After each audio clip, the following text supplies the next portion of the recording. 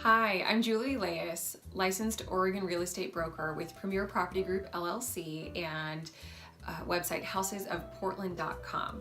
I'm reaching out to you today on the topic of how to prepare your home for the market. But before we get started, I do want to let you know that if you are interested in purchasing or selling your home this spring or summer, do go ahead and reach out to me through the link below. My website has many great tools and resources for you as either a buyer or a seller, but ultimately I'd love to connect so that we can help you get started.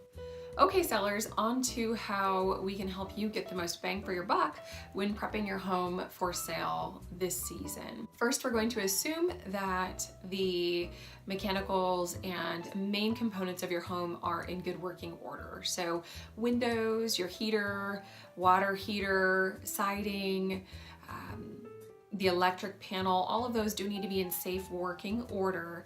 And once they are, we can move on to talking about the other items around the home that we can maybe improve upon or adjust just a little bit to help you make the most you can in your home sale this spring and summer. So as far as what you can get for your home, that's going to be based on a couple of factors. One, it's going to be based largely on what a buyer will offer for your home.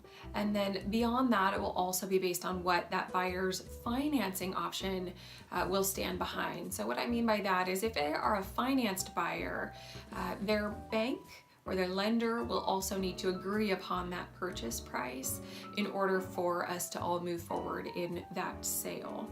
Today, we're not going to focus as much on the systems like the windows and furnace or the location or even the appraisal part of this, but we are going to focus on what I would consider the 3 Ps and 2 Fs of prepping your home for the market. Plants, paint, pictures, furniture, fixtures. Say that 5 times fast. These 5 things are the least expensive, most impactful things that you can do to make buyers feel at home when touring your property. Let's take a closer look. The first one we'll look at is plants. Our primary goal with curbside appeal is to make the buyer think, oh, that's cute, and not, wow, that's going to be a lot of work. Even if the home is perfect on the inside, when most folks see weeds in the flower beds, untrimmed hedges and uncut grass, or even burnt out grass, their first thought is, wow, this could be a lot of work. Or maybe we'll just drive away. Don't underestimate the impact that a pair of gloves and some hedge trimmers and a little time can make on your bottom line. If you have a little bit of money to spend, I also recommend 1 or 2 pots with annuals on the front porch, what we would call a color spot. $50 at Home Depot, Freddy's, or your local garden store will be more than sufficient for what you need.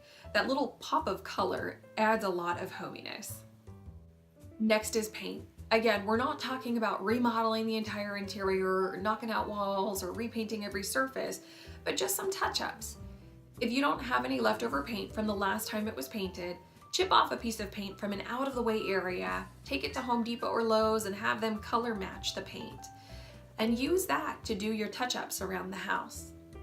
I recommend white trim and light gray or light tan on the walls. Remember, buyers don't care what your favorite color is. You want them to envision their favorite color on your walls. Another pro tip, if your wooden cabinets are looking a little weathered, there is a quick and pretty inexpensive solution. Paint them white and update the knobs to the cheapest fixtures you can find. Clean, working, and matching is better than weathered. Next is pictures. Fast and simple, you want buyers to imagine their family pictures on the wall, mantle, and bedside table. From picture day on, let's box up those family photos and extra artwork and put them in the garage or closet. Same goes for trophies, awards, trinkets, and the like. Think mirrors, candles, and minor amounts of art. My note on furniture is going to be very similar to pictures. Less is more. Way less is way more. Buyers want to know that there is room to put their furniture in the home.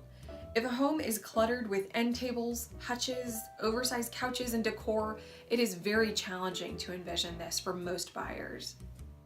I recommend putting those extra couches, chairs, hutches, ottomans, coffee tables, decorations, and shelving out of sight either in the garage, a storage unit, or a friend or family member's garage while your home is on the market.